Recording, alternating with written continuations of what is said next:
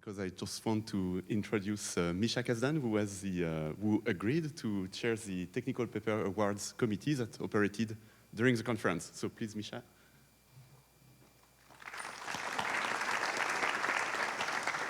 Thank you very much. Thank you. It's an honor to be up here. There was a committee of us, Oded Stein, Scott Schaefer, Amir Voxman, and Mark Vesum. We were tasked with finding the papers that, they all stood out, but stood out from standing out. So there are two that came up as best paper honorable mention. So the first one will be Cascading Upper Bounds for Triangle Soups. If either Leo or Alec is here. Aha.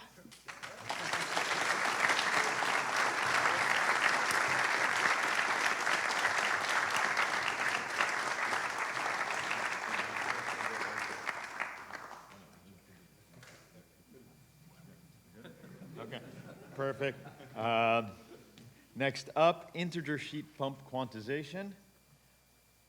Are the author? Yes, perfect, thank you.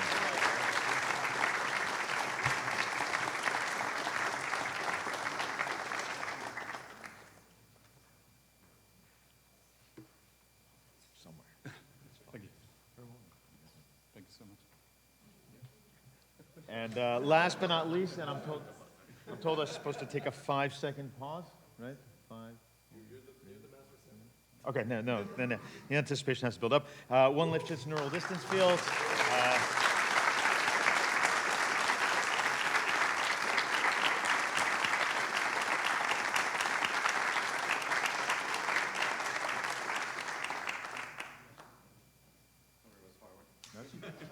Congratulations.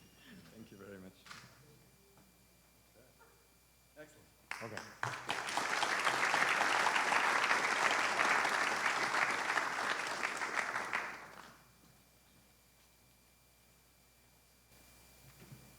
All right, so we're moving to the software award.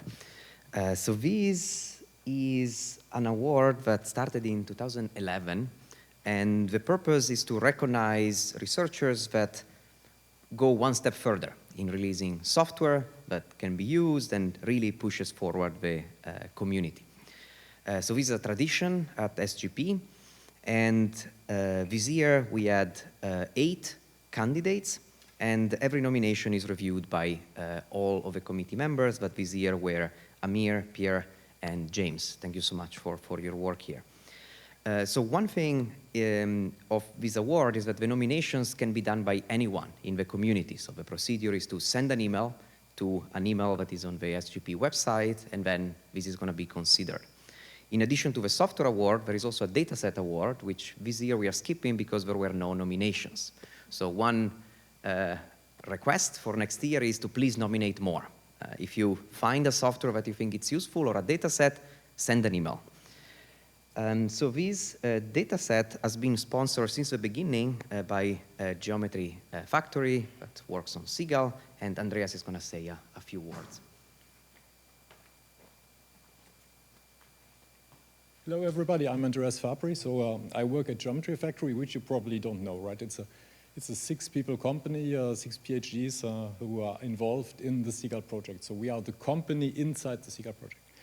The Seagull project is an open source project, so existing for more than 20 years. We got the SOCG Test of Time Award last year. You have institutes in there like INRIA, Max Planck, so contributions from Telecom Paris, also things from Keenan Crane are in there, Olga Zorkin, things like that. So Seagull itself, so in case you don't know it, so it's old. It's older than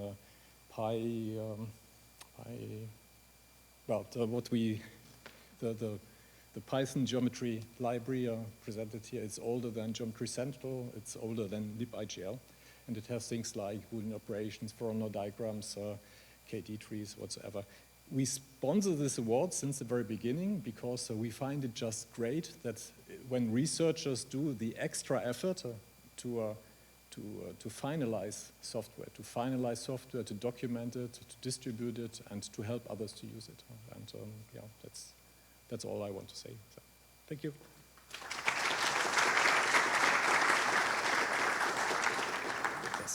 Thank you for sponsoring this.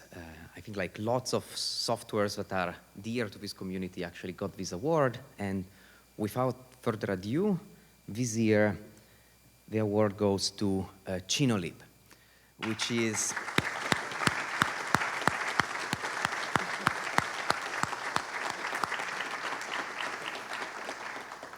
a library written by Cino, Marco Liveso, and also, so Marco is the main contributor of the library. One of the special features of the library is that it has support for many different mesh types in a unified framework that allows to try this different representation easily. And multiple people contributed, including Daniela Cabiddu, Claudio Mancinelli, Enrico Puppo, Cristiano Arroyo, Thomas Alderighi, Fabrizio Corda, Gianmarco Cerchi, Tommaso Sorgente, and Marianna Miola. And this is a library that's actually used in many of the papers in our community. It has 850 stars on GitHub, and hopefully this recognition will help it continue. So congratulations.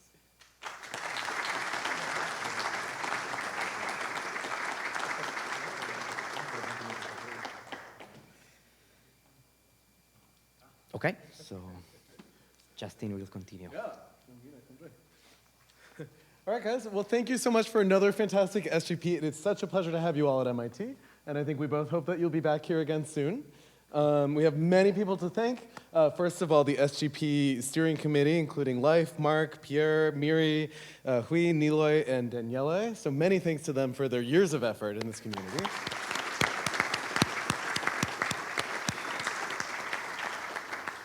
Of course, we thank all of our folks for being here. It's a little weird we're on the bottom of this slide, but of course, thank you to Sylvain, Rizen, Sylvia, and Ed as well for helping put together this fantastic program.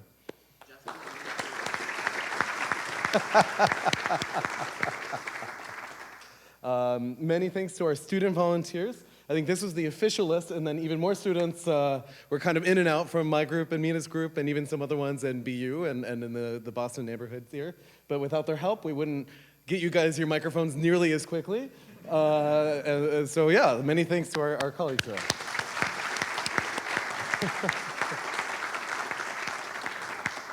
Let's see, so behind the scenes, of course, events like this only happen thanks to really fantastic administrative staff.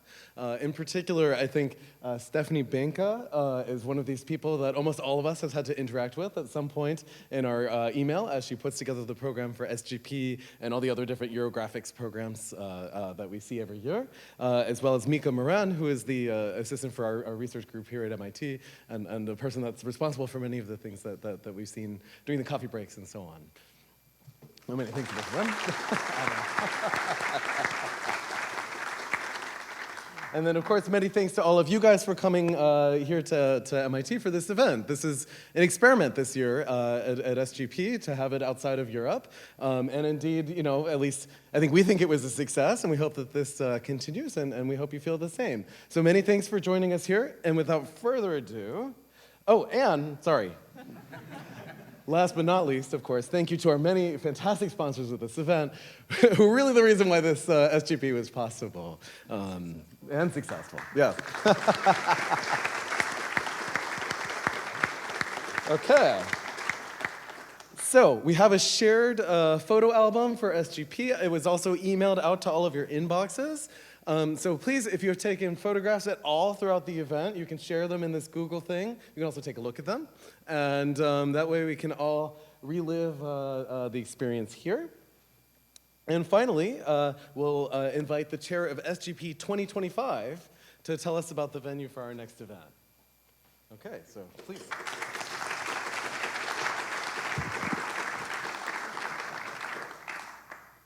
Thank you, Justin. So it is duty and, in fact,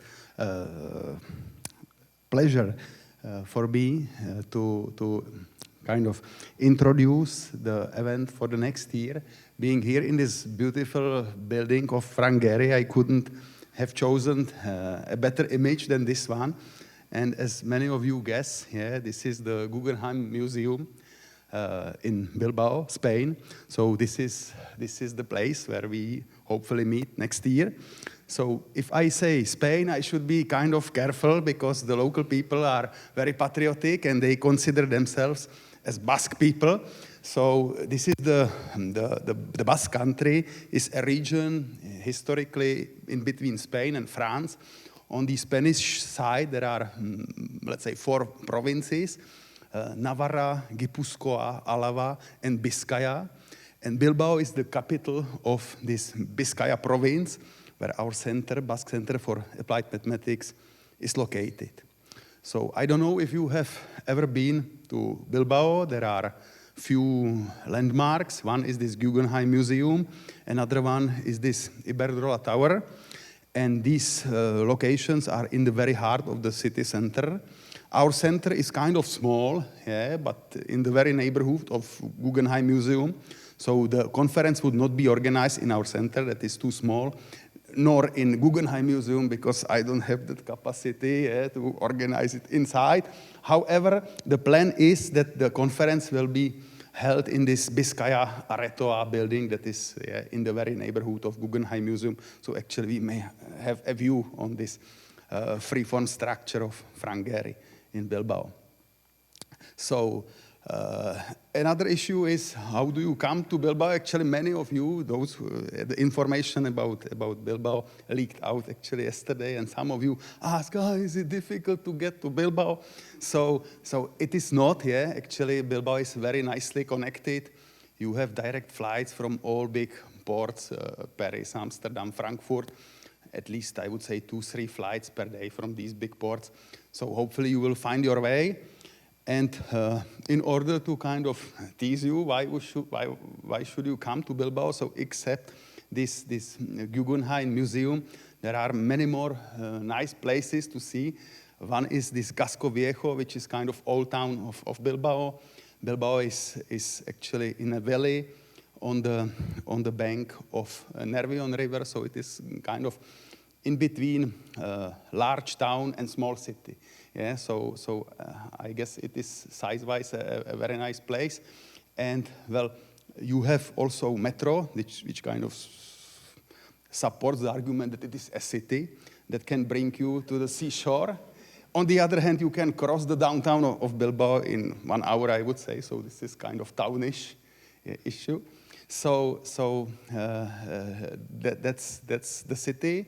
And you have beautiful beaches. Well, the image that is in the top right corner, there is a beach that seems to be kind of dangerous. There are 2 big waves. This is not Bilbao. This is Mundaka. Mundaka is a place about 50 kilometers from Bilbao that is very famous for big and kind of constant waves. So this is kind of a paradise for surfers. So if some of you would like to give a try, well, maybe not in Mundaka, but in Bilbao. But yeah, if you are expert in surfing, you might enjoy that. So if all this was not enough to kind of attract you, so I have this slide. Actually, this whole region, North Spain, South France, is very famous for its gastronomy.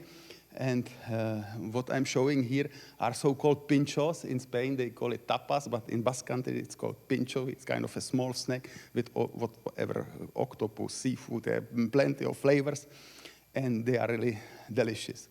And if food is not enough for you, then please remember that this is how an average man and woman in Spain look like. Yeah? So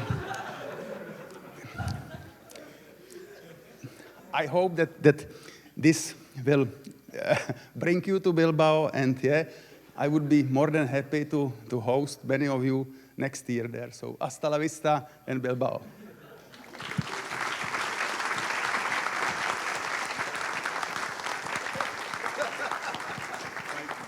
That's it, guys. Have a safe flight home, and we'll see you next year.